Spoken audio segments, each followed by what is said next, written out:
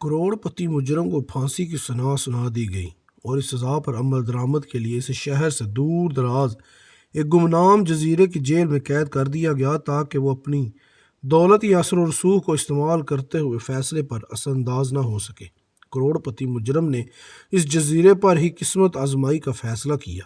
اس کے لیے اس نے جیل کے سنتری کو رشوت دینے کا فیصلہ کیا تاکہ کسی بھی طریقے سے اور کسی بھی قیمت پر جیل کے جزیرے سے باہر وہ فرار ہو سکے۔ سنتری نے اسے بتایا کہ یہاں پر حفاظتی اقدامات بہت سخت ہیں اور کوئی بھی قیدی جزیرے سے باہر نہیں نکل سکتا سوائے ایک صورت کے جو کہ موت ہے، لیکن لاکھوں کے لالچ نے سنتری کو قیدی کا ساتھ دینے پر آمادہ کر لیا۔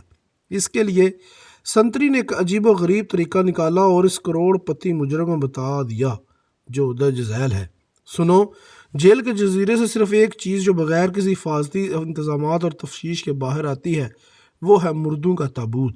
جب کبھی کسی کو پھانسی دے دی جائے یا وہ طبی موت مر جائے تو ان کی لاشوں کو مردہ خانے سے تابوت پر ڈال کر بحری جہاز پر منتقل کر دیا جاتا ہے، جہاں پر غیر مسلح چند محافظوں کی نگرانی میں کچھ سادہ رسومات ادا کرنے کے بعد ان تابوتوں کو قبرستان میں دفن کرنے کے لیے بھیج دیا جاتا ہے۔ وہ محافظ ان تابوتوں کو بحری جہاز سے خشکی پر منتقل کرنے اور پھر دفنانے کے بعد واپس لوٹ آتے ہیں۔ اس کارروائی پر روزانہ صبح 10 بجے اس صورت میں عمل درآمد کیا جاتا ہے کہ وہاں مردہ خانے میں مردہ اور تابوت موجود ہوں۔ آپ کے فرار کا واحد حل یہ ہے کہ اختتامی لمحات سے پہلے آپ کسی طرح کسی ایک تابوت میں پہلے سے مردہ شخص کے ساتھ لیٹ جائیں۔ معمول کی کارروائی اختتام پذیر ہو، بحری جہاز سے آپ زمین اور زمین سے قبرستان پہنچ جائیں، وہاں جا کر تابوت کو دفن کر دیا جائے، اور جیسے ہی عملہ وہاں سے واپسی کے لیے نکلے تو میں ہنگامی رخصت لے کر آدھے گھنٹے کے اندر وہاں پہنچ کر آپ کو قبر اور تابوت سے باہر نکال لوں۔ پھر آپ مجھے وہ رقم دے دیں جس پر ہم نے اتفاق کیا ہے، اور میں چھٹی کا وقت ختم ہوتے ہی واپس جیل چلا جاؤں گا اور آپ غائب ہو جائیں گے۔ یوں آپ کی گمشدگی ایک معمہ ہی رہے گی اور اس معمے سے ہم دونوں کو کوئی فرق نہیں پڑتا۔ آپ کا کیا خیال ہے؟ کروڑ پتی نے سوچا کہ یہ ایک جنونی قسم کا منصوبہ ہے، لیکن پھانسی کے پھندے پر جھولنے سے یہ پھر بھی 1000 درجے بہتر ہے۔ کروڑ پتی نے تگڑی رقم دینے کا وعدہ کیا اور پھر دونوں نے اسی طریقے کار پر اتفاق کر لیا۔ سنتری کے منصوبے کے مطابق اس قیدی نے اتفاق کیا کہ وہ مردہ خانے میں چپکے سے جائے گا۔ اگر وہ خوش قسمت رہا اور وہاں کسی کی موت واقع ہو گئی تو وہ اپنے آپ کو بائیں طرف کے پہلے نمبر والے تابوت میں بند کر لے گا جس کے اندر پہلے سے ایک لاش موجود ہوگی۔ اگلے دن حسب منصوبہ سنتری کے بتائے ہوئے رستے پر چلتے ہوئے وہ کروڑ پتی شخص مردہ خانے کے اندر گھسنے میں کامیاب ہو گیا۔ وہاں مردہ خانے کے فرش پر 2 تابوت رکھے ہوئے تھے۔ پہلے تو وہ تابوت میں کسی مردے کے ساتھ لیٹنے کے خیال سے گھبرا گیا، لیکن ایک بار پھر زندہ رہنے کی جبلت اس عارضی خوف پر غالب آ گئی۔ اس نے اپنی آنکھیں بند کرتے ہوئے احتیاط سے تابوت کو کھولا تاکہ لاش کو دیکھ کر خوف زدہ نہ ہو، اور اپنے آپ کو تیزی سے تابوت کے اندر مردے کے اوپر گرا دیا، اور اس وقت تک بے چینی اور پکڑے جانے کے خوف کے ساتھ وہ انتظار کرتا رہا جب تک اس نے محافظوں کی آواز نہ سن لی۔ وہ تابوت کو جہاز کے عرصے پر لے جانے کے لیے آپس میں گفتگو کر رہے تھے۔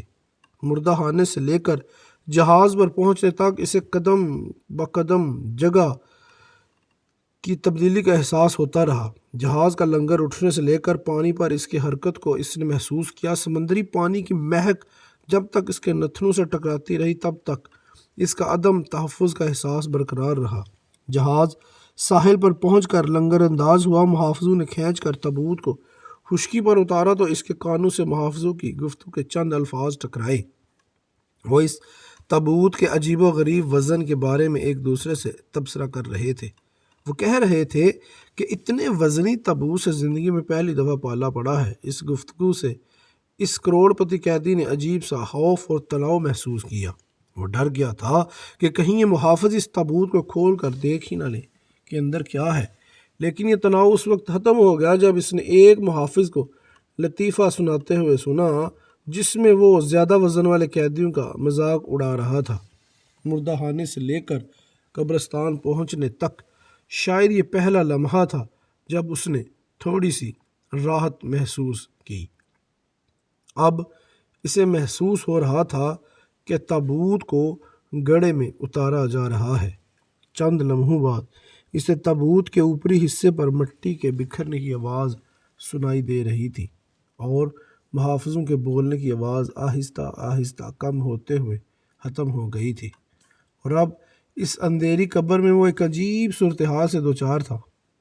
انسانی لاش کے ساتھ 3 میٹر کی گہرائی میں وہ زندہ دفن تھا، اور ہر گزرتے لمحے کے ساتھ اس کے لیے سانس لینا دوبر ہوتا جا رہا تھا۔ اس نے سوچا، یہ بات درست ہے کہ وہ اس سنتری پر بھروسہ نہیں کرتا تھا، لیکن وہ یہ بھی جانتا ہے کہ دولت سے محبت سب سے بڑی طاقت ہوتی ہے، اور وہ سنتری وعدے کے مطابق لاکھوں کی رقم لینے کے لیے دولت سے اپنی محبت کی بدولت ضرور آئے گا۔ انتظار طویل ہوتا جا رہا تھا۔ جسم پر پسینہ بہنے کا احساس یوں ہو رہا تھا جیسے ہزاروں چونٹیاں دھیرے دھیرے رینگ رہی ہوں۔ سانسیں دونکنے کی مانند تیز تیز چلنے لگی تھیں اور حبس سے دم گھٹ رہا تھا۔ خود کو مطمئن کرتے ہوئے وہ کہنے لگا، بس مزید 10 منٹ کی بات ہے، اس کے بعد سب کچھ ٹھیک ہو جائے گا، اور وہ دوبارہ آزاد فضاؤں میں سانس لے گا اور ایک بار پھر روشنی دیکھے گا۔ سانس لینے میں دقت کے باعث اب وہ مسلسل کھانسنے لگا تھا۔ مزید 10 منٹ گزر گئے۔ اس قبر میں آکسیجن ختم ہونے والی ہے اور وہ سنتری ابھی تک نہیں آیا۔ اسی سوچ میں تھا کہ اس نے بہت دور سے قدموں کی آہٹ سنی۔ ان آوازوں کے ساتھ ہی اس کی نبض تیز ہو گئی۔ ضرور یہ وہ سنتری ہی ہوگا۔ آخر وہ آ ہی گیا۔ آواز قریب پہنچ کر پھر دور ہوتی چلی گئی۔ اس نے محسوس کیا کہ اسے ہسٹیریا کا دورہ پڑ رہا ہے۔ اسے ایسے محسوس ہونے لگا جیسے لاش حرکت کر رہی ہو۔ ساتھ ہی اس نے تصور میں دیکھا کہ اس کے نیچے دبا ہوا مردہ آدمی اس کی حالت پر طنزیہ انداز میں مسکرا رہا ہے۔ اچانک اسے یاد آیا کہ اس کی جیب میں ماچس کی ڈبیا ہے اور تیلی سلگا کر وہ اپنی کلائی پر بندی گھڑی میں وقت دیکھ سکتا ہے کہ سنتری وعدے کے مطابق کتنا وقت گزر گیا تھا اور کتنا باقی ہے۔ اسے امید تھی کہ سنتری کے بتائے ہوئے وقت میں سے ابھی چند منٹ باقی ہوں گے۔ جب اس سے تیلی سلگائی تو آکسیجن کی کمی کے باعث مدھم سی روشنی نکلی۔ شعلے کو گھڑی کے قریب لا کر اس نے دیکھا تو پتہ چلا کہ یہ 45 منٹ سے زیادہ کا وقت گزر چکا ہے۔ گھڑی میں وقت دیکھ کر اب وہ حقیقی معنوں میں خوفزدہ ہو چکا تھا۔ روشنی میں اسے محسوس ہوا کہ اس کا چہرہ مردے کے چہرے کے بالکل قریب ہے۔